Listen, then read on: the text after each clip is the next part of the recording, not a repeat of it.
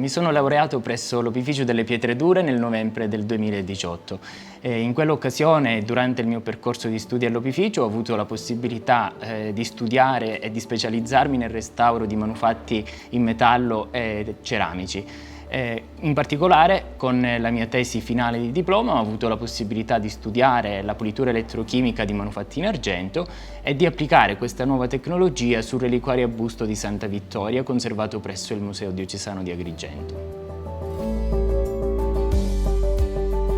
All'Opificio delle Pietre Dure mi sto occupando dello sviluppo del mio progetto di ricerca. Sono un dottorando all'Università degli Studi di Firenze e con il mio progetto di ricerca ho l'obiettivo di studiare la pulitura elettrochimica e in particolar modo determinare i parametri ideali per la pulitura di manufatti in argento. In particolar modo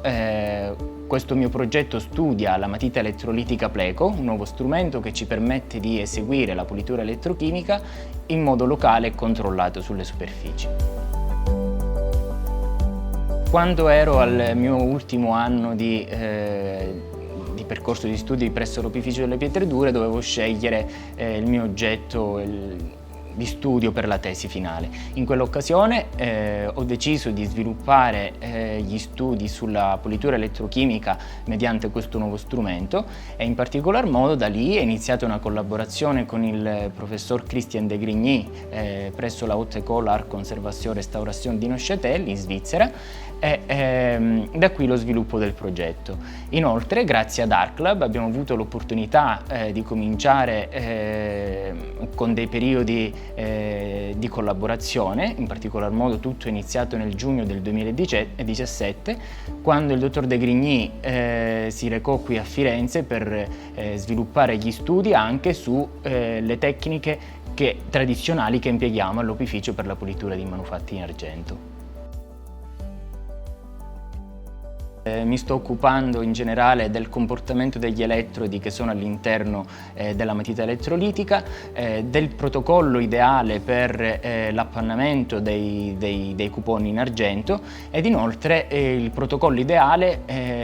per eseguire misure di voltammetria lineare sui nostri campioni che caratterizzano la parte principale del mio studio. Il primo anno, quindi da novembre dello scorso anno fino adesso, mi sono occupato dell'organizzazione generale di tutte le collaborazioni necessarie, di tutta la struttura del mio lavoro e nei prossimi mesi comincerò ad ottenere i primi risultati strettamente correlati al mio progetto.